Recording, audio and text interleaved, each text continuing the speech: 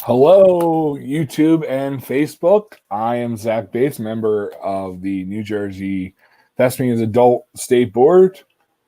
I am joined with Brian Curl, Hello, the friends. founder and operator and owner of Daily8Count and a founding member of the Teaching Artist Alliance, former EDTA board member. I can give you a lot of titles, Brian. How are you doing today? I'm good. Thank you, Zach. Thank you for having me. I also want to say thank you because I don't know if everybody out there knows it, but Zach is a first responder and has been on the front lines during all of this. So I just want to say thank you to you for doing what you do. So absolutely, I absolutely love it. So we're going to get to talk to you a little bit today. Hopefully help some. I see a lot of GCIT students are in the house today. I'm a former New Jersey boy myself. So they're probably going to ask some questions towards the end, but let's get started. So let's talk about your theater journey. And did you do any schools when you were, or shows when you were in high school? You know, where did you go to high school, stuff like that? Sure. Well, like I said, I grew up in South Jersey, in the tiny 2 traffic light town, still to this day, 2 traffic lights of Tabernacle, New Jersey, where there are 5 working farms. I went to Shawnee High School, which is in Medford, New Jersey. But I did my first show when I was 6. I was an orphan in Oliver. We were in Food Glorious Food and Curtain Call, and they kept us in the cafeteria the rest of the time, except for the final dress. We got to sit in the theater and watch that final dress rehearsal, which is where at 6 years old, looking on stage, thinking something pretty cool is happening up there, come to find out that it is called theater. So I got bit by the acting bug early on. I did do a lot of shows growing up, but I have an older brother and a younger brother, and we are very close in age, which means we are very competitive. So I played a lot of sports growing up as well. And then getting to high school, you had to go one way or the other. You could go sports or arts, and I knew that my baseball career was not. So I got more heavily involved in the arts at that point. I'm trying to think. Musicals, what we did in high school. My freshman year, we did Hello, Dolly. Sophomore year, we did Guys and Dolls. Junior year, we were supposed to do Joseph and the Amazing Technicolor Dreamcoat, but the national tour with Donny Osmond was coming into Philadelphia, so they ended up pulling the rights from us. So we ended up doing The Wiz with an all-white cast, which was... we did take it to the Bucks County Playhouse Festival, and we came in first place. And then my senior year, we did Anything Goes. Oh, there you go. I saw that one on Broadway with Sutton Foster and Colin O'Donnell.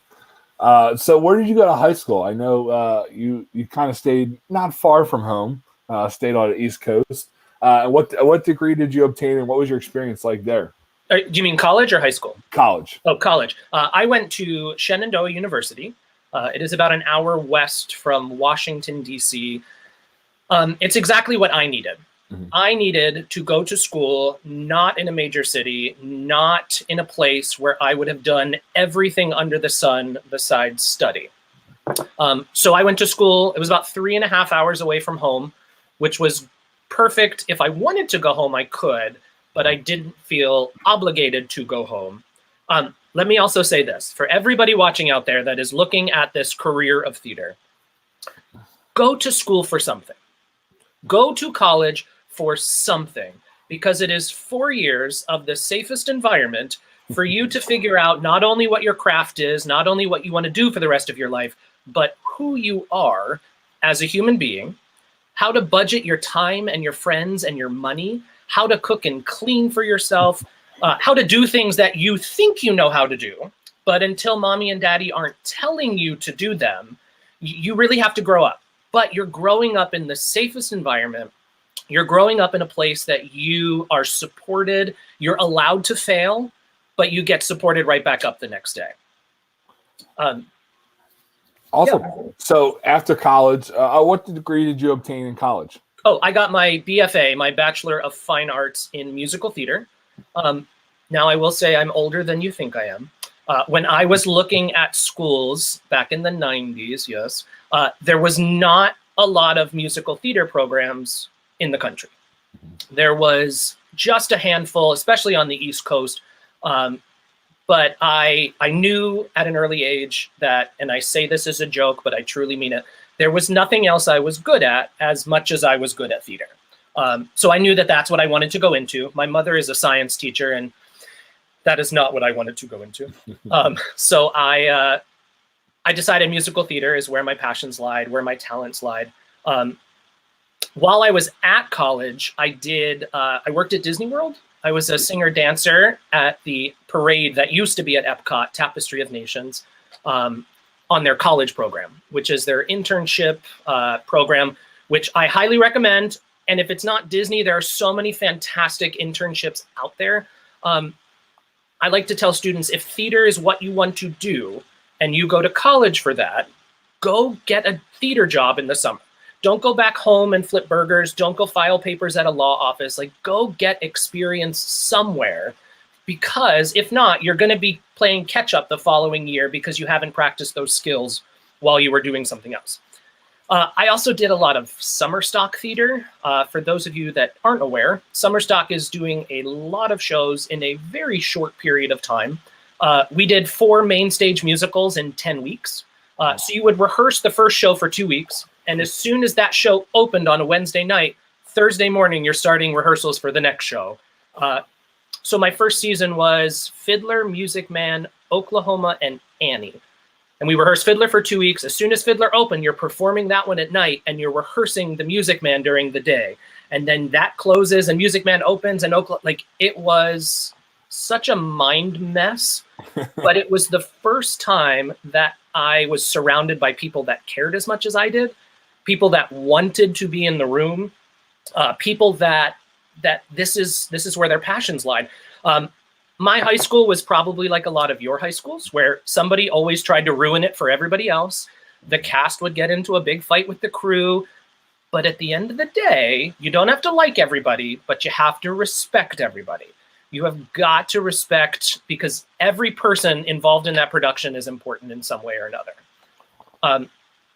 So yeah, I got my Bachelor of Fine Arts in Musical Theater. I talk in a lot of tangents, so I'm sorry. No problem. It's funny. I saw a question appear. How did you start out after college? And that's actually what we're shifting gear to.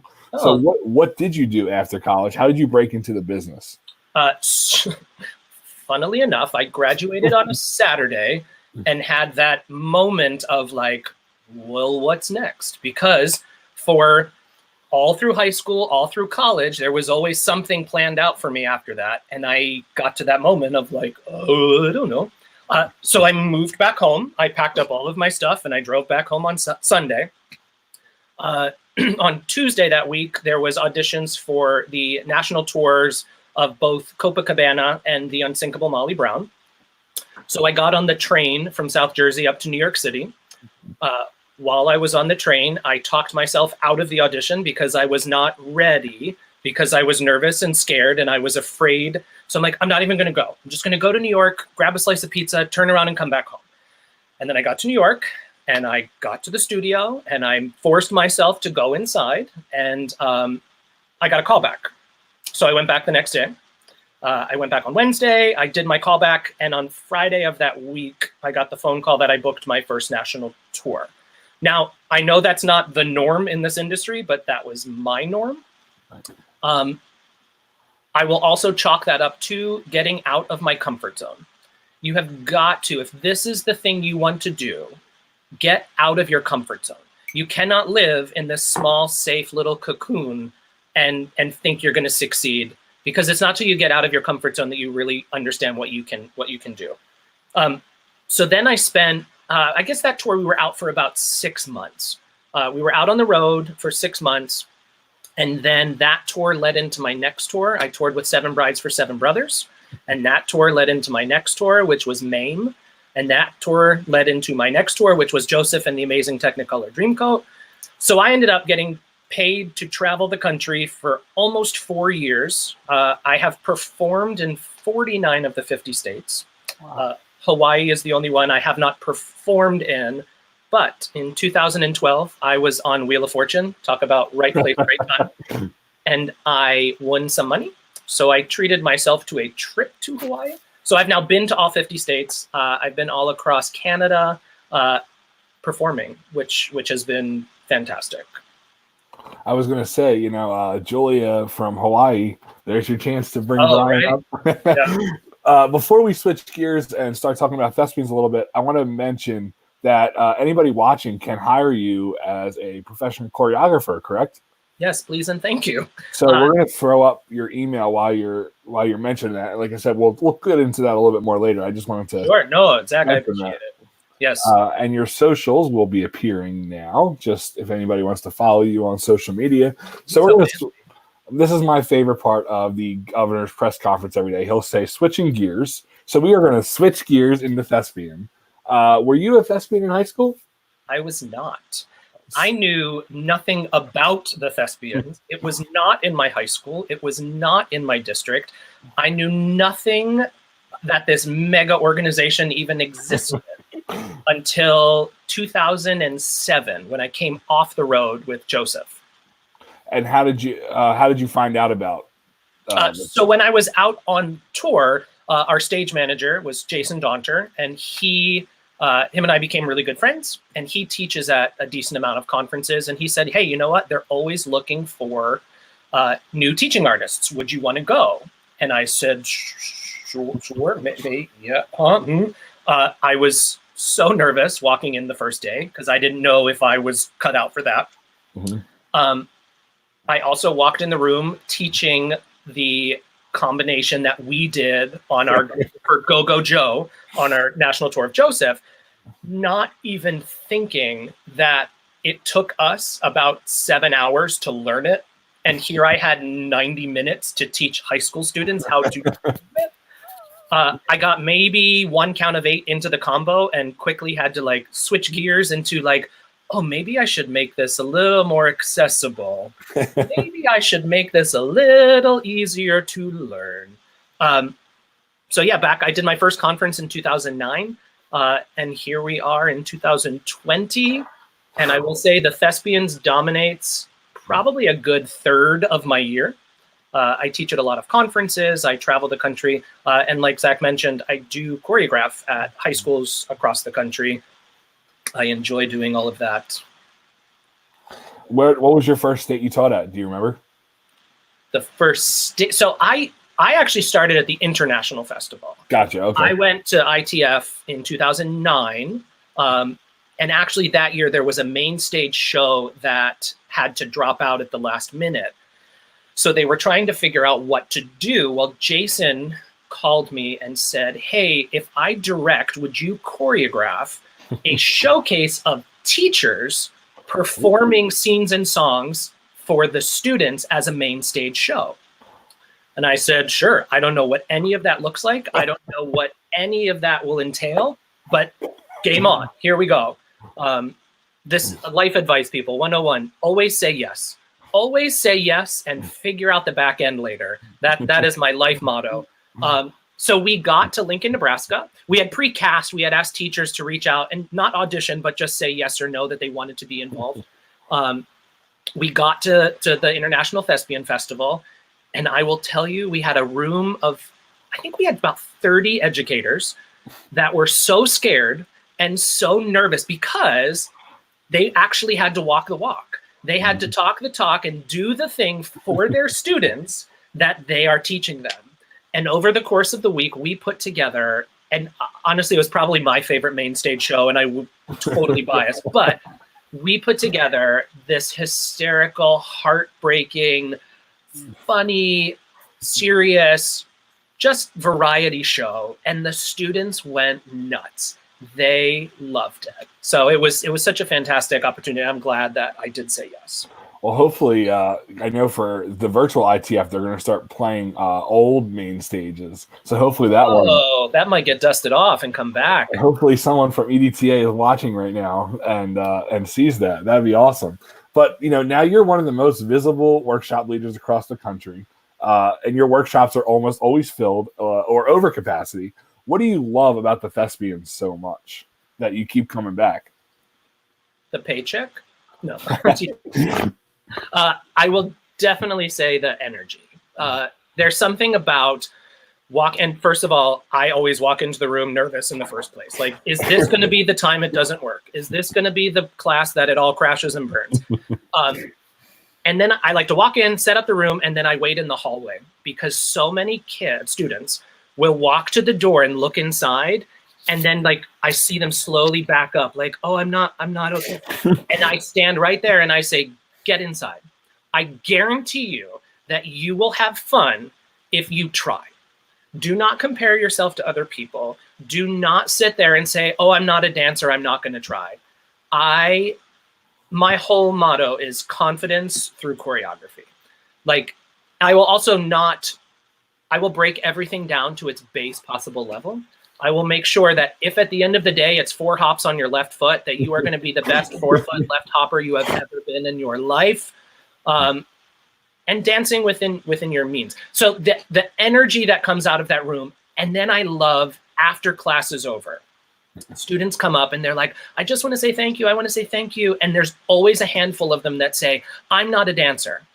And I say, well, you just danced for about 90 minutes. So I'm pretty sure you are a dancer. Like, you might not be a trained ballerina, and that's okay.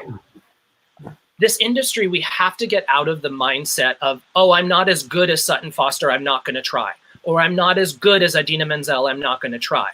It has to be, I'm the best me that I can be. And if that's okay, or if that's great for that show, then awesome. Because, and I mean this with zero disrespect, but like Jonathan Groff is not the best. Idina Menzel is not the best. They're really talented people that were the right person at the right place for the right show.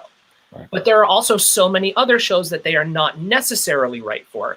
So stop getting in your head that you're not the best at something and you're not going to try. Just be the best you, not just theater advice, life advice. Be the best you that you can be in this world. And there's some evidence that you don't have to be the best. Hey, look at that one. That was this year, I believe, from Prince Ali. But the first time you and I met was I brought a group of kids into your Newsies workshop, and I said, Brian, I don't dance. And I came out dancing. Today. And this is one of your other workshops you were saying. You also do I want to be an actor, not a waiter, correct? Correct, which is a Q&A for the kids who think that this is what they want to do, but also the kids that have no idea what they want to do. And not only do we talk about colleges and auditions and living in New York, but we talk about how bad Spider-Man the musical was. We talk about the gamut of things.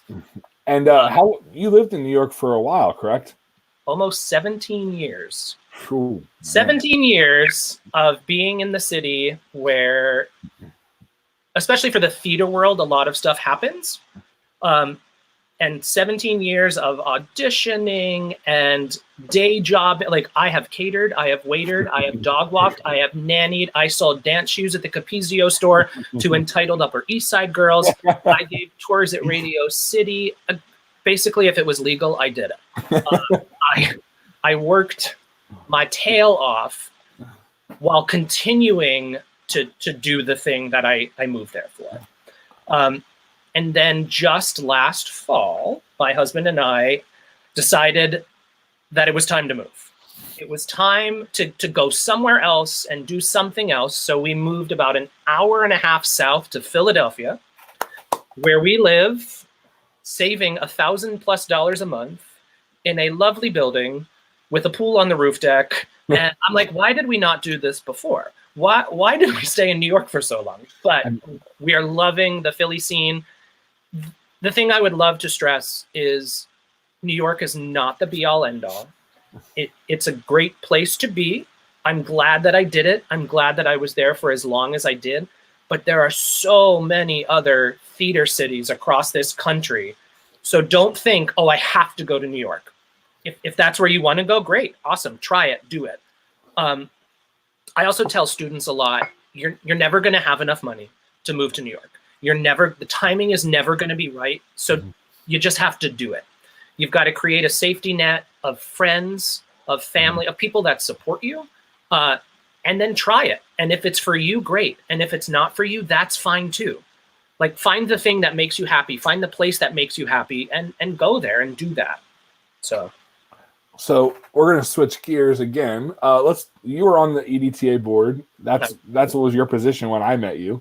And here we have a picture of your last, your recognition from when you were stepping off the board. No. Talk about your time on the board and how did that change your life and your view of thespians as a whole? Sure. I was approached to run for the board, and I was curious as to what that entailed. So I went through the process, I filled out the application, and I was elected to the board. I was unaware that many people knew who I was, let alone trusted me with running part, not fully running, but being a part of the team that ran the organization. I had a very steep learning curve because I was under the impression that we would be doing a lot of event planning, we'd be doing a lot of like marketing help and things like that. But I was mistaken because as soon as I got on the board, I realized that we were the governing board. And a governing board is a little different because you set the codes and policies that the board, that the organization then runs off of. And as a governing board member, we have one employee, and that employee is the CEO, or in the Thespian case, the executive director, that is then tasked with running the organization. So we can guide and we can give suggestive guidance as much as we can, and then it is up to that person to run the organization. And I think Julie's been doing a fantastic job since she came on board in 2013, I believe. So. Awesome.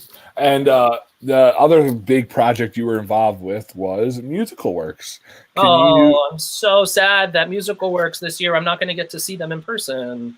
Can you tell us a little bit about what Musical Work is? And if you want to kind of elaborate onto, I know there's a couple other the next gen works. Yeah, no, of course.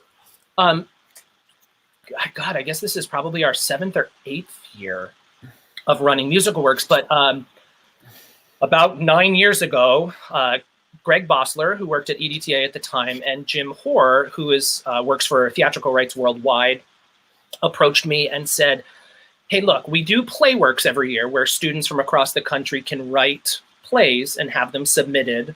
And then at the International Thespian Festival, one or a handful of them, I think about 3 or 4 shows each year, get workshopped.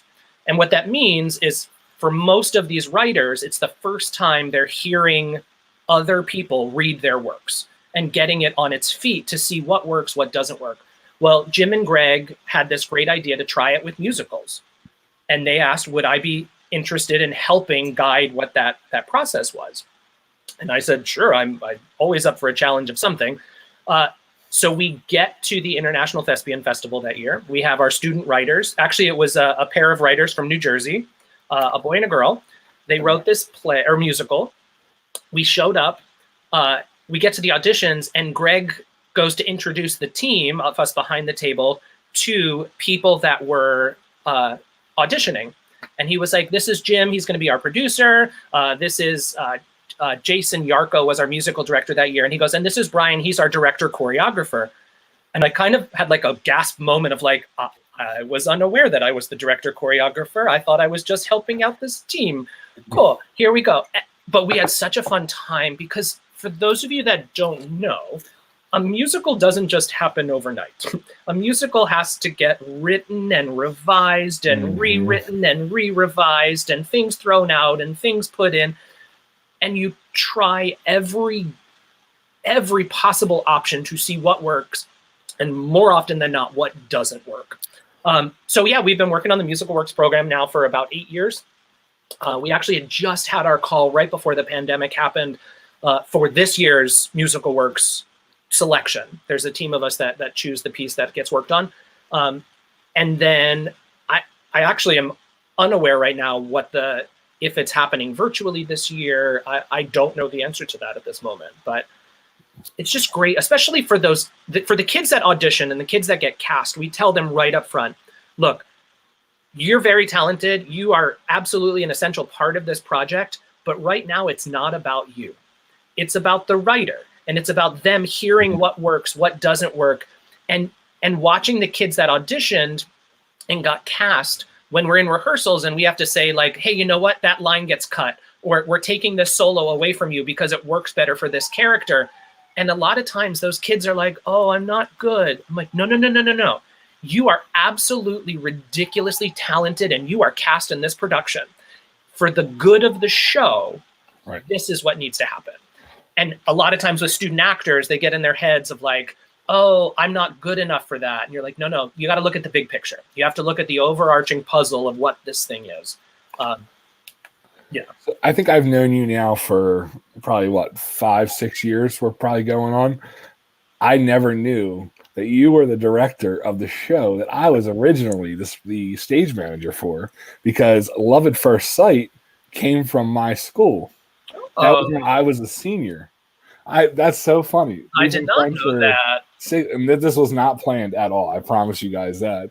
But yeah, for 6 years we've known each other. Now you learn. It's true what it says. You learn something new every day. Not only that, but I will say to our audience here, this is the small world that theater is. You never know who knows who. You never know how something will come back into your life. And I am a firm believer of like, yes, absolutely, be true to yourself, but don't burn your bridges. Mm-hmm. Do not be a pain in the butt to work with. You want to be the person in the room that people want to work with. I'm going to change gears real fast because on this topic, somewhere in our questions here, excuse me, be the person that people want to work with, because in 2011, I was a part of a show that was in New York for the NYMF Festival, the New York Music Theater Festival, that sadly no longer exists. But we ended up winning the festival. It was a musical called Jane Austen's Pride and Prejudice. It was about, hey, you jumped the gun. Sorry. Okay. It is a musical about Jane Austen writing the book of Pride and Prejudice. And as she's writing the book, the whole story is coming to life around her. So we did this production. It was beautiful. I found the more I tried to explain it to people, the sillier it kind of sounded, but it's beautiful music. It's gorgeous storytelling. It is such a fantastic piece of theater. So that was 2011. The show then got optioned over in England. So some producers over in England picked it up. They took it over there to work on it. Well, after 2 years, there was some financial back end stuff. They hadn't done a lot with the show. And then the writers came back to our producers and said, hey, we still want to move forward with this. Would you want to produce it? So they got our team back together again. I went back in the room. We just sat at a table, read through the changes, sang the new songs. And then at that moment, I realized I was too old to be in the ensemble anymore. I aged out of the ensemble. Sadly, that happens sometimes. But I was speaking of being the person that people want to work with. The producers came to me and said, hey, look, we understand that you do a lot of work in the educational world through the Thespians and through other educational companies. We realize that there's a benefit for this musical to get in touch with those people. So would you want to come on as part of our team? So now I am officially the educational director of, and you can put the slide up now, thank you, of Austen's Pride, which is the new title of the musical.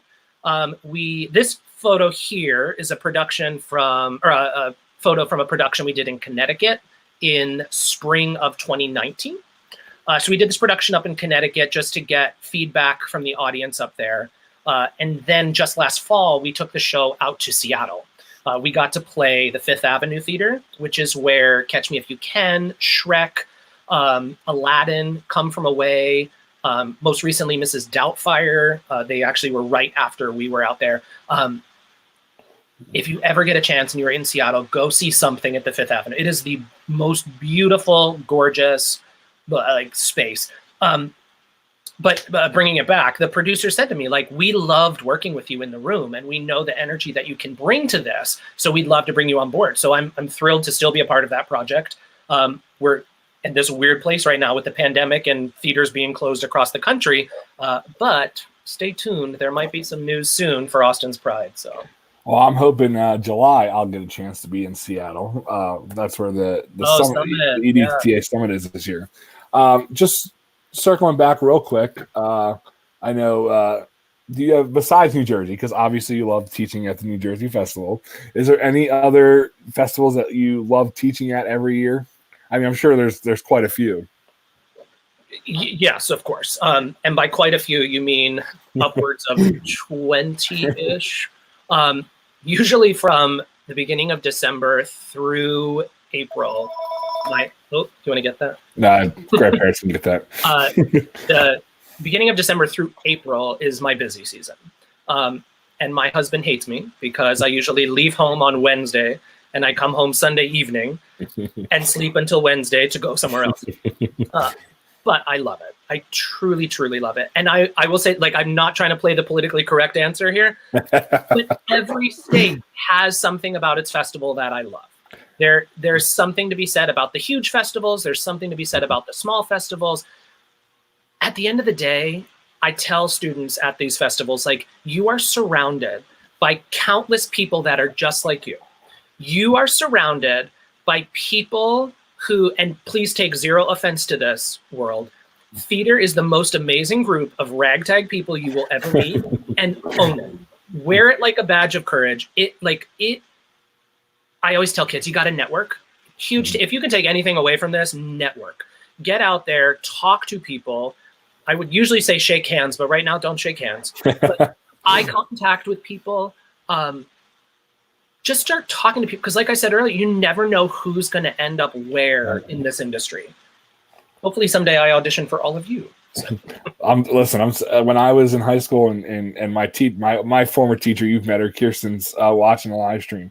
She would have told you, she would have never thought I'd be standing where I am now on the New Jersey State Board, involved at the national level. And now I'm a guest artist myself, starting to travel the country. Yeah, Zach and I got to spend some time together in Vegas earlier this year at the Nevada Festival. Great time. So let's switch gears again and let's talk that you started 2 businesses recently. One of them is the logo's been up there and you're wearing the shirt. Talk about the Daily 8 Count. Where did you come up with the idea? What any challenges you've been facing, anything like that? Sure. So the full brainstorming session happened on an airplane from Atlanta to Atlantic City. But for years, I've had teachers say, like, how can I get you in my classroom? And I say, well, I'm more than happy to come and to do a residence, to choreograph your show, to work with your kids on that whole confidence through choreography thing. But I kept brainstorming and going, how can I go digital? How can I have this presence where instead of working with one school at a time, I can kind of get with hundreds or thousands, like whatever, big skies, blue skies picture here. So I was teaching last fall at the Georgia Educators Conference down in, we were just outside of Atlanta. Mm-hmm. And I had usually dance workshops at teacher festivals are not the most attended workshops.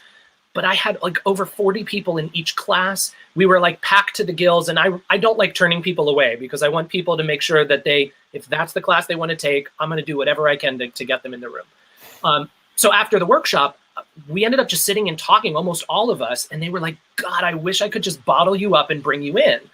So I got on the airplane and I just started brainstorming. It was like an hour and 20-minute flight. And I'm like writing down, how can I go digital? What can I do? And by the time I got off the plane and got into the car, my husband picked me up and I said, hey, here's the concept. What do you think? And he was like, I think it's kind of good. Like, I think, and if you know him, you know that he's the very realist person. I am the jump in the deep end person. He's the tiptoe into the shallow end person. But so I started developing, I put together a little focus group of educators from across the country. And I said, look, here's what I'm thinking. Each week, I'm going to choreograph a short combination, like maybe 8 counts of music. Each day, you're going to learn 1 or 2 of those 8 counts, and it's going to build on itself Monday to Friday.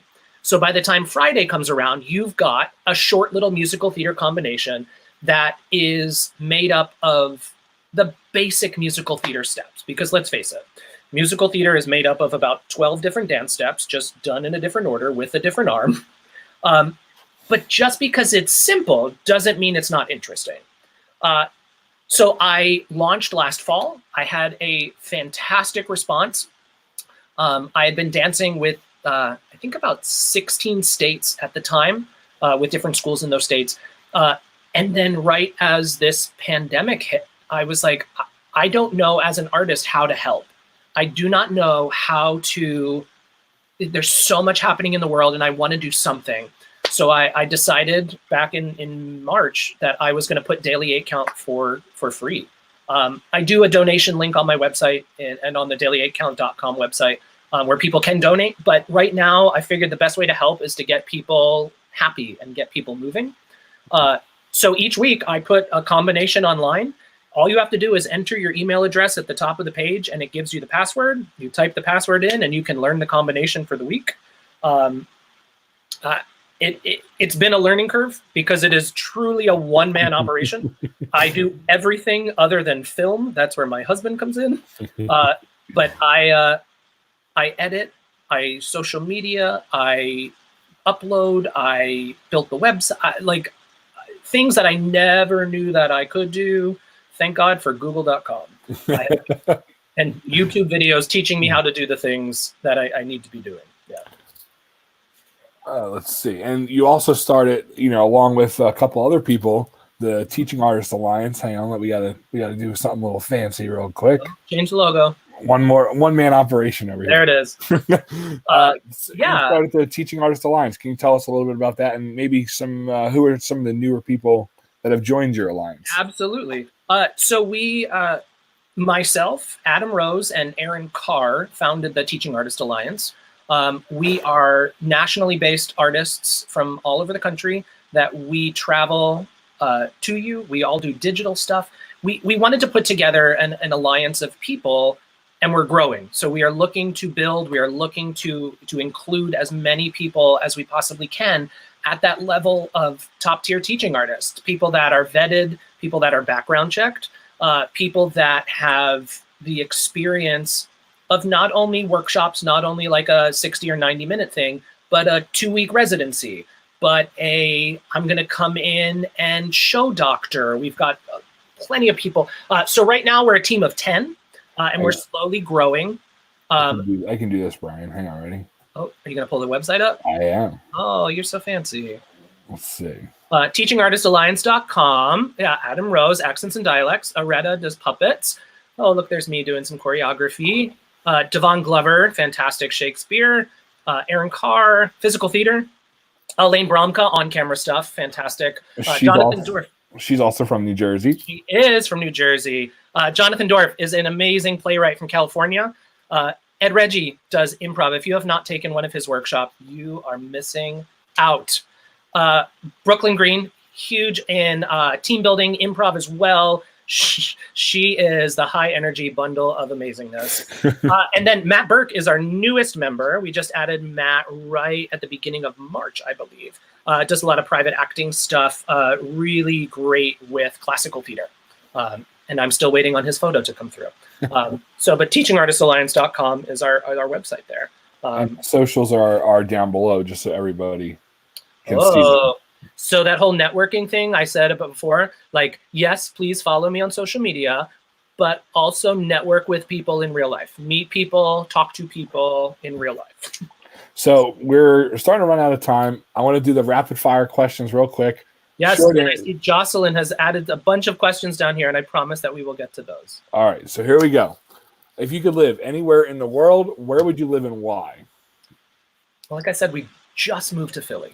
So we were loving this town. We are loving this town. It's a little different when everything's closed, but we are still getting outside at least every day just to get some exercise. And we keep writing down places we find that we want to go visit later. So for right now, I'm going to say Philly, but I would absolutely move to Disney World in a heartbeat.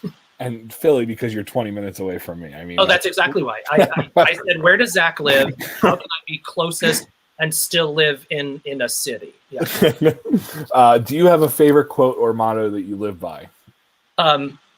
I'm going to read it because I did write this. Zach did give me a heads up on some of these questions. This is truly a fantastic one to live by. And it is, what other people think of me is none of my business. I like it. What other people think about you should not affect you, because you know what? You have to be true to yourself.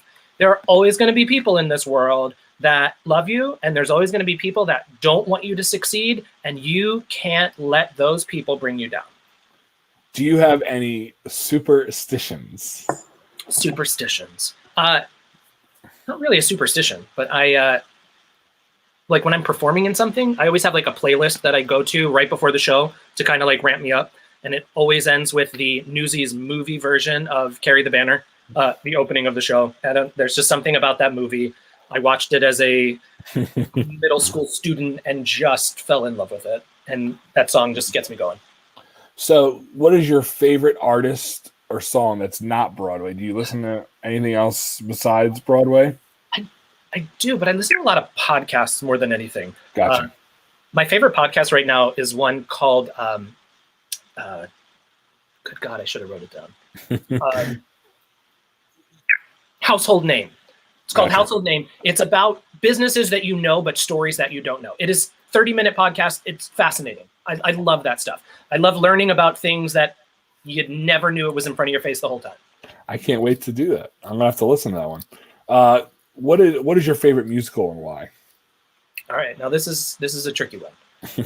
Like to be in, to see, to watch, to listen to. Like there's so many different variations. I love to tap. I've done Billy Lawler and 42nd Street a few times. That has been a blast and a half. Rent was the first Broadway show I saw. It was the first show. It just opened. My mom got me tickets for Christmas, and we went up to New York and watched the show. I was in the right place at the right time and scored opening night tickets to see Wicked back in 2003, where we were running so late. The Jersey Transit train was delayed. Imagine that. And my mom and I we were walking the green carpet into the theater with our McDonald's Happy Meals, scarfing them down because we were running so late to the show. But God, I love to see shows. I don't like to listen to them beforehand. I just want to experience it first. I also do not want people sitting next to me to be singing along during the show. I paid good money to listen to those people. And then Les Mis will always have a special place in my heart because growing up, we used to do a puzzle between Christmas and New Year's, my mom and I, and we would always listen to whatever musical soundtrack we found. And I gave her the full concert version of Les Mis in the dining room of our house.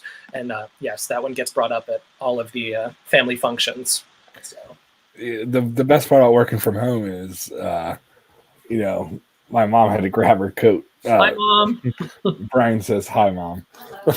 All right. So let's answer some of these questions. Kirsten says, what is the best advice you've ever been given? Best advice I've ever been given is advice that I continue to give to other people. And I have already said it, but it's just get out of your comfort zone. Stop being so caught up in this small, don't be afraid to walk up to somebody and say hi. Don't be afraid to go into an audition room. Something is only going to be scary once. And then the next time you do it, you already have some semblance of an understanding of what's about to happen. Except for haunted houses. I hate haunted houses. They scare me all the time. My older brother used to torture the crap out of me as a kid. So yes. I agree with that because I walked into a dance room and now I have a really good friend. Well, and here's the thing. I will say this, Zach, for your credit. Not only did you walk in 5 years ago, but you continue to walk in every time I teach a combination. And I will say, if it's something you learned before, you always roll your eyes, but then you also stay and do it again. So I'll never leave you. Let's see. Have you ever helped teach people how to choreograph anything? So have you mentored someone? I have. And actually, I teach a workshop at a lot of educator festivals called the 12-Step Program or the Broadway Dozen, depending on where in the country we are. But I spend the first about 2/3 of the class teaching the basic 12 musical theater dance steps. We learn the jazz square and all the variations. We learn the grapevine and all the variations.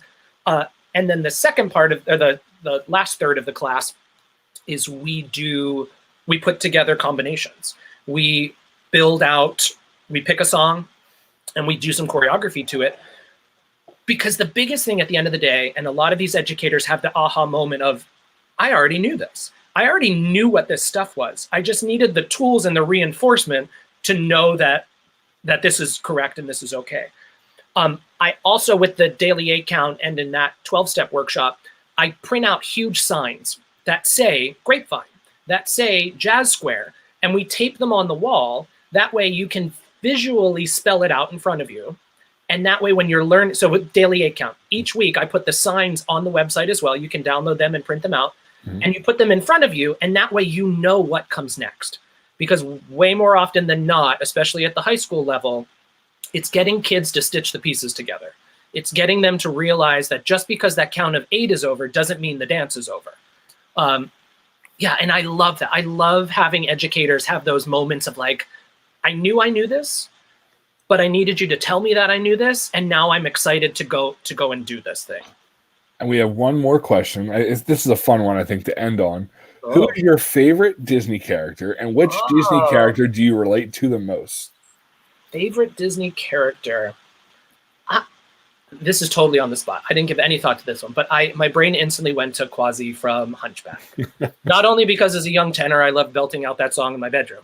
However, that was always me. I was always the kid who didn't know where he fit in. I was always the kid who it took a while to understand that what I wanted to do with my life. And I mean, I knew when I was 6 that I wanted to be an actor, but it took me a long time to figure out how to make that happen and then how to be proud of myself for making that happen. So I will say Quasi.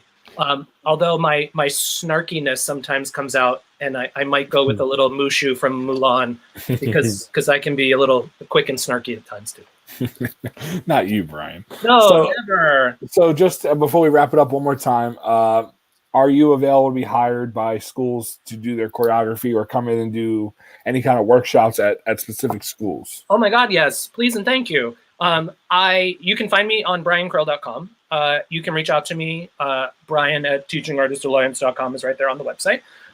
I do, like I said, I've choreographed musicals. I just finished right before the pandemic hit.